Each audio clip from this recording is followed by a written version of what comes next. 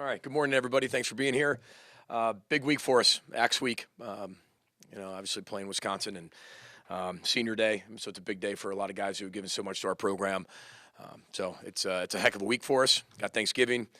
We also have our turkey drive coming up, teaming up with Coca-Cola and Cub Foods like we normally do with Carrie. And from Cubs, she's absolutely outstanding and giving out close to 600 turkeys here coming up this week too. So we got one of the best rivalries in all college football, and getting our team ready for that, which is exciting, but not losing perspective of Thanksgiving throughout the week. So, and keeping keeping things in perspective as well for our student athletes, as we are a life program. So, got a lot going on, as you can imagine. So, coaches are really busy at work, and so are the players. So, with that, we'll open up for questions. PJ, when you went back and looked at the defense's tape, coaching, personnel scheme, you talked about it with this post game. What were the issues on Saturday? Garrett called it. Garrett said that was going to be your first question.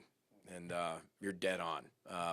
Schematic piece, it's not a big schematic piece, right? So remember the three things as you mentioned, right? Schematics, coaching, and personnel.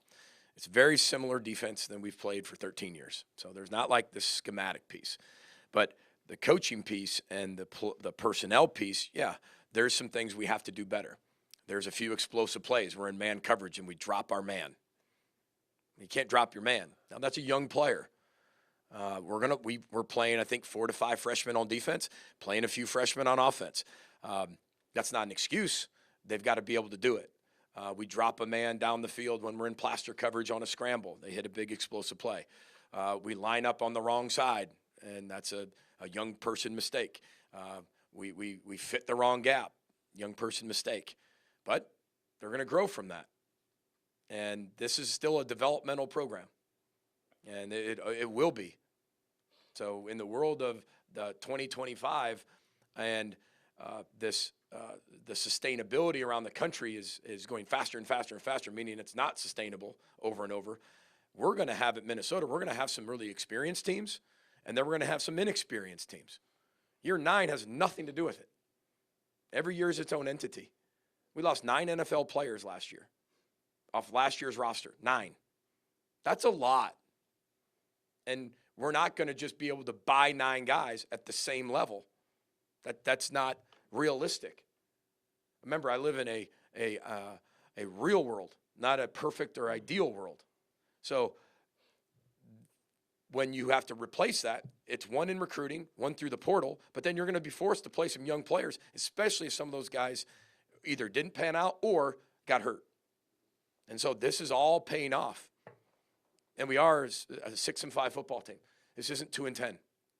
So it's only going to make them better, not only now. Sometimes you got to go touch the stove. But it's going to help in the future as well. Now, we as coaches can put them in better positions. But when you go through the week, when sometimes you don't see those, and then they rear their head in the game, then that's an experience issue.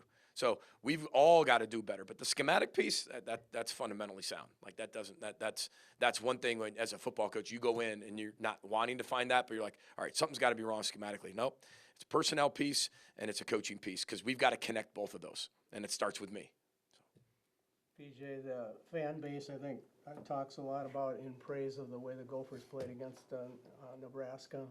Looks like the best game that the Gophers have played. What would you say would be the key things as to why the Gophers haven't been able to get back to that level or build on a little bit more? Yeah, I mean, we win that. We come off the Michigan State game, right? We're 6-3. We go to one of the best teams in the country and get beat. I mean, they just beat USC, who I think is pretty good too. I mean, USC gave up 42 points, so I think we were right around there too, right? And then you're going to play a game that's a toss-up game in Wrigley Field. And we played really good football at times. I mean, we played really good football. And then there were times we didn't play really good football. Every team at this part of the season is pretty banged up. There's some that are more than others. Some have more depth than others. Some can get away with it. Some can't. But we had every opportunity to win that football game. That's a toss-up. We let's say we make that field goal and then we score we score once and we win the game in overtime. Does that change, like how we played? No, it changes everybody's mindset that you're sitting here, 7-4 instead of 6-5. But how we played, that's the step piece. Like that's taken the next step. But I thought we played tremendous against Nebraska. But if everybody just played their absolute best and played like that every week, everybody'd be 10, 11 wins. That doesn't that's not realistic. There are things that different opponents do certain things. As you go through the year, you have way more tape. And again, like I started before, I told you a little bit about what our issue is with the personnel piece and the coaching piece. We just got to be better at connecting those with who's on the field. So we're doing everything we can to make it better. But that was a heartbreaker. A lot of guys disappointed. We had every opportunity to win that football game just like Northwestern did. And that's why it was a toss-up game. I thought it was a really good football game to watch or to be involved in. We just came up on the short end of the stick on that one. What impressed you most about Drake on Saturday? I think Drake's playing at a really high level.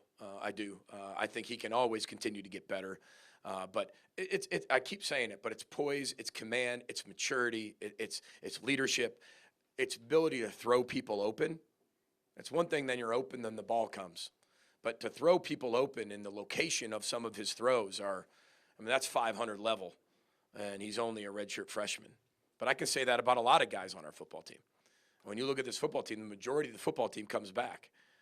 We're still a pretty youthful team, and they're fighting, scratching, clawing, never question how hard they play.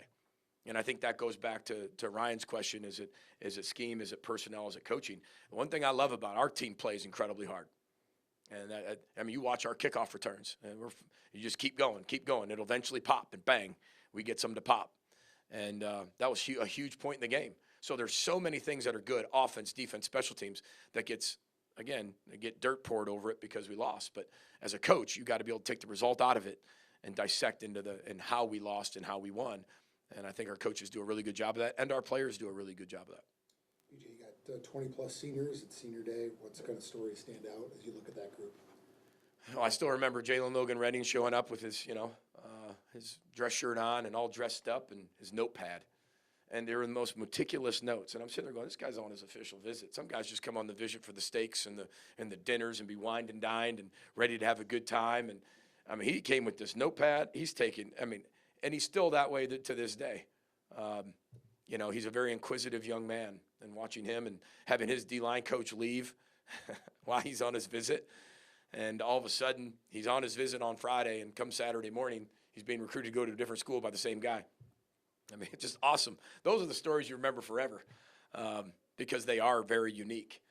But that would be one, thinking of Jalen Logan Redding for sure, and Darius Green during his recruitment, and it feels like he's been here 7 years. Really has. He's been here an awful long time, and all the things that he's done and how he's matured and grown. And Derek LeCaptain, I could talk about him, and he's been here 7 years, and it's incredible. He's going to be a great coach one day. So I think it's just fighting to see who hires him first. But I can go on and on. Think back to even Derek. When Derek had to fill in at tailback that year, we had 5 tailbacks out and go in at Northwestern and score a touchdown. That picture's on my wall because it just shows ultimate teammate, the ultimate teammate. Derek LeCaptain, out of all the guys I've coached some great guys. He's probably one of the top 5 most ultimate teammates I've ever coached. And that's why he's on the wall in my office, because that picture of him scoring a touchdown at Northwestern shows I'll do anything for the team. And, our world doesn't necessarily in general think that way in terms of this transactional world at times. And it's really refreshing to see that picture all the time, be like, he's the ultimate teammate. And that's what you want your team to be all the time. Wisconsin's playing some of their best football this season. What stands out to you about them? Well, first of all, when you look back at their schedule, they had a gauntlet of a schedule. They played some of the best teams in the country every single week. And if you look at us, Ohio State and Oregon, and playing 4 more of those, right? I don't know what our record would exactly look like. But when you look at them, and while they've continued to change weekly, it's almost a new offense every single week as they got to the last 3 to 4 weeks here with new people, new system. They've done some things defensively, too, that they've changed up a ton.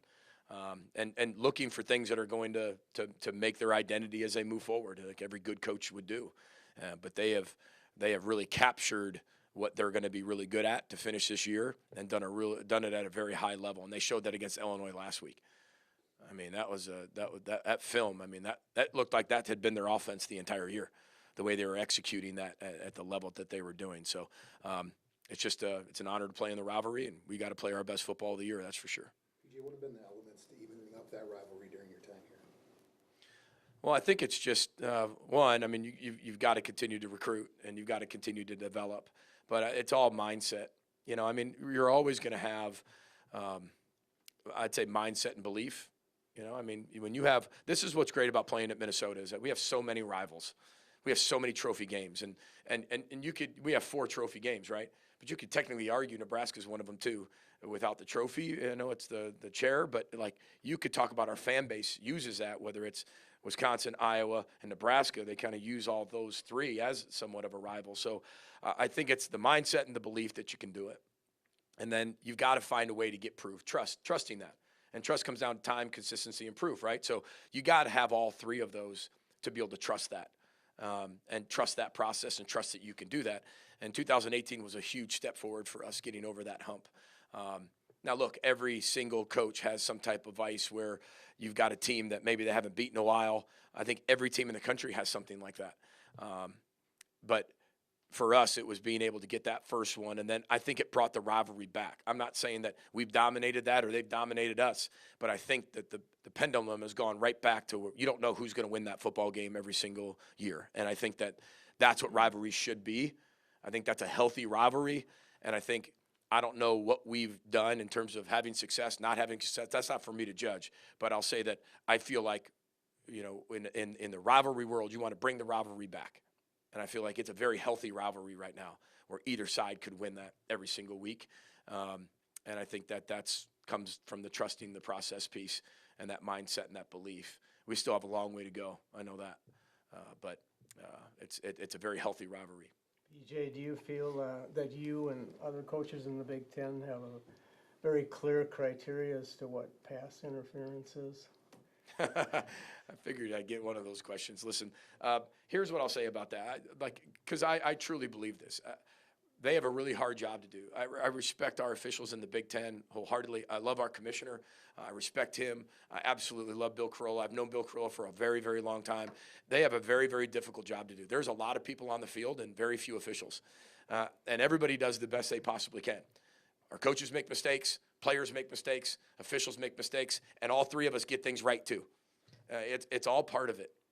And that's what makes the game really, really special. You know, it's like baseball. You know, we can argue balls and strikes all you want. And they're thinking about just making the automatic strike zone. You know, I mean, I don't know. Maybe one day they'll be replaced with robots. I have no idea, right? But it makes the game, right? And I think that's the element of the game that will never be perfect, just like coaching will never be perfect, and the players will never be perfect. But it's part of the game. And you've got to overcome, whether you agree or disagree, whether it is or it isn't, you have to overcome those things. And you can't rely on that to be the reason you win or lose. How's that? How do you split your time with the schedule the way it is, signing day on the horizon, all those kinds of things that you've got to deal with? Yeah, you'd love to be able to cut yourself in half in 4s and go to 4 different places. And we have a really good staff who works really, really hard. And as we get down to this, I think there's a lot of things that have made it a little bit better. We're December being dead, you know, where we're not bowl prep, we're not on the road and signing day and the portal all at once. I think we've done to help this process out. I think we've done the necessary steps to at least give it a little bit of breathing room. That doesn't mean that everybody's going to be satisfied. And I don't mean breathing room as relaxed. I mean like you can organize it where you can give your attention to this last week of the season. You can give your attention to the last week of signing day, as we've continued to give all throughout the year, and really finish strong that way. And then you can get into bowl prep as well. And then you can obviously get into the portal piece, which is going to be really, really critical of retaining your players. But it's all going to happen with here in about 40, 45 days. I mean, that's a lot going on in 40, 45 days. I mean, by February 1st, I mean, it's going to you'll know who your team is. I think that's really healthy. I think that's fabulous. You can start developing your team. I think last year that's not good for anybody, in my opinion. So I think we got that part right. It just makes it a little bit like drinking out of a fire hose a little bit for everybody. But what's the saying that you know, this job is constant crisis interrupted by brief success, brief moments of being able to go, okay, that's our job. Well, anytime you're educating young people, I'm sure elementary school teachers would say the same thing. Constant crisis interrupted by brief success when that kid gets a B. I can't believe little Johnny got a B. You know, a brief success. You know, now the little Johnny forgot his name again. Now here we got to go back to, you got to get him back up there, you know? So that's when you're in education and you're in teaching and you're in coaching and you're working with young people. You know, we have a sign up in our office that says just that. So. PJ, how do you defend a dual threat quarterback like Carter Smith? Yeah, I mean, he's really, really talented. You can tell that they have a lot of trust in him and a lot of faith in him, not only to run the football, but do a lot of misdirection plays with him. They've done a ton of stuff with him at the quarterback position that make it very difficult to defend because everybody's got their job to do. Everybody's gapped out. Everybody has their assignment. It's like option football. And they force you right now in the system they are running right now is to defend it like option football, where if you don't get him on the ground, it's a big run. It puts you in one-on-one matchups in the pass game, and they do a lot of deception and a lot of misdirection where if your eyes aren't in the right spot and you are gapped out and you're in the wrong gap, it's a big play, whether it's a tailback or a tight end or a quarterback. So they're doing a really good job with him. PJ, Malachi Coleman's been getting some more snaps and action.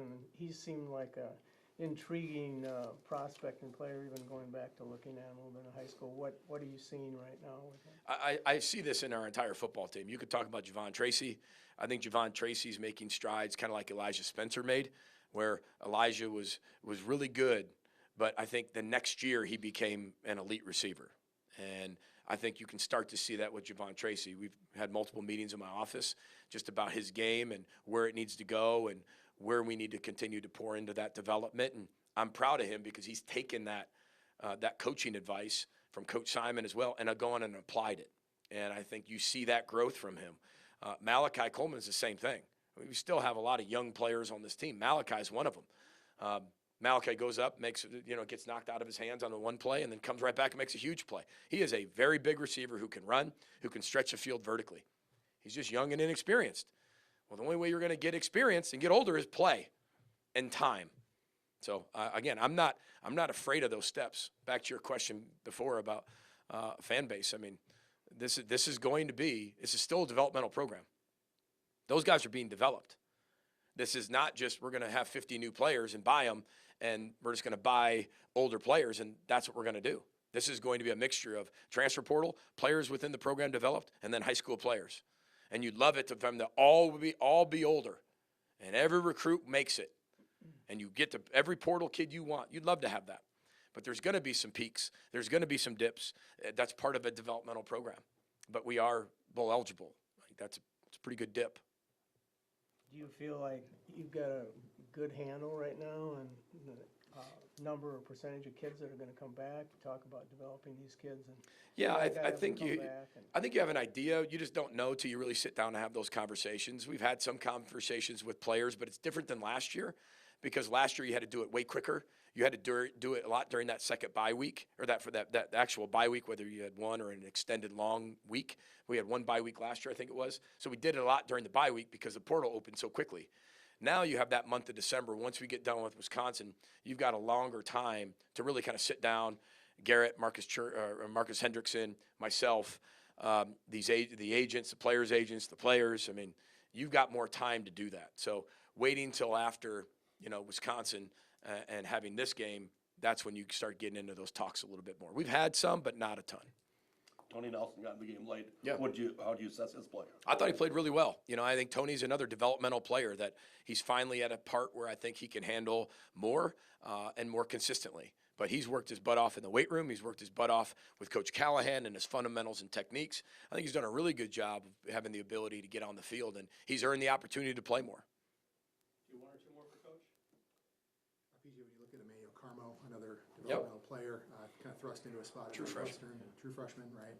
And a lot of people, I'll say this, sorry to interrupt you, but even Coy, Coy's technically been here, if you want to think about 15 months, 16 months. It's not a long time, right? So we're talking about developing these players, and it's not just, hey, go out there and play. They're getting better every single week, but sometimes you got to go through some really tough times. So your questions about Emmanuel, go ahead. Yeah, just his development kind of being thrust into a spot at Northwestern.